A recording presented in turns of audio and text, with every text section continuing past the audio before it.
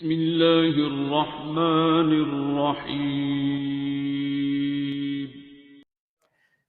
اب کہا کہ یا علی، معاویہ بہت عقل مند، بہت ذہین۔ مولا نے کہا نہیں، مکار ہے، عیار ہے۔ شریعت میں میرے ہاتھوں کو باندھ رکھا، اگر چاہوں تو میں ہر روز اسے شکست دے سکتا ہوں، لیکن میں وہ کام نہیں کرتا جو وہ کرتا ہے۔ بڑا ایک مشہور محاورہ انگلش کے اندر یہ معاویہ کا ہے، عربی سے ٹرانسلیٹ ہو گیا، آیا کسی آدمی نے اپنے نام سے چلا دیا، every is fair in love and war. جنگ میں اور محبت میں سب کچھ جائز ہے۔ کس نے کہا؟ معاویہ ابن ابی سفیان۔ جنگ ہے، مولا امیر علیہ السلام کے خلاف ایسی ایسی تہمتیں، ایسے ایسے الزامات، یہ آدمی سوچ نہیں سکتا کہ جناب مولا کائنات کے خلاف اتنے پروپیگنڈے کس نے کیے؟ معاویہ۔ کیوں؟ سب کچھ جائز ہے۔ مولا کہتے تھے نہیں، جائز نہیں ہے، عدالت شرط ہے۔ میں پاکستان کی سیاست نہیں پڑھ رہا ہوں، میں بھی پاکستان کیا ہے جو پوری دنیا ہی شام بنی ہوئی ہے، پوری دنیا کوفہ بن گئی ہے۔ کہ جناب امیر کیا، یعنی آج وہ تدبر، وہ شعور، وہ روحانیت، وہ تقوی، وہ معنویت نہیں ہے، انسان میں صبر و تحمل نہیں ہے کہ دوسرے کا انسان اقرار کرے اس میں یہ خوبی ہے، ہم برداشت نہیں کرتے۔ تو جناب مولا کائنات کے خلاف ایسے یہاں تک کہ حدیث متواتر ہے، یا عمار ستقتلک فئۃ الباغیہ، اے عمار ایک باغی گروہ آپ کا قتل کرے گا۔ تمام کر رہا ہوں، بس میں نے تمام کر دیا۔ ایک باغی گروہ قتل کرے گا۔ جناب عمار 93 برس کے تھے، صفین میں بار بار کہتے مولا میں جاؤں کا، نہیں عمار ابھی رک جائے۔ مولا خود کہتا تھا کہ علی کے دو ہاتھ، مالک اشتر اور عمار یاسر۔ دشمن کو بھی احساس تھا یہ اتنے عاشق و چاہنے والے ہیں، یہ علی کے دو ہاتھ ہیں۔ میرے امام حسن حسین، مولا عباس، مولا حضرت محمد حنفی یہ بولتے تو بیٹے ہیں، باپ کے لیے بول رہے ہیں۔ جہاں کوئی تیر چلتا، پتھر چلتا، جناب مالک اشتر جوان نہیں تھے، بزرگ تھے، سامنے کھڑے ہو جاتے تھے۔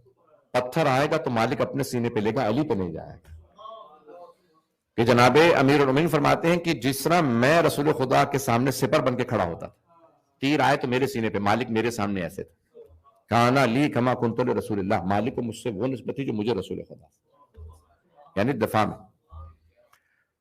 تو اب ایک مرتبہ معاویہ کے لشکر نے جناب عمار یاسر کو مار دیا، شہید کر دیا، سب نے ہتھیار ڈال دیے۔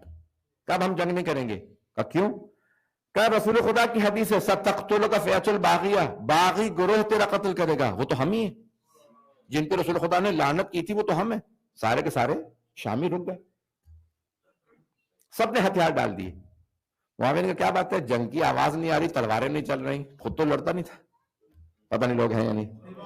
کچھ لوگوں کی عادت ہوتی ہے پیچھے سے بیٹھ کے سازش کھیلتے ہیں، فرنٹ میں نہیں آئیں گے کبھی بھی۔ تو اب وہ کیا کیا، وہ جنگ کرا۔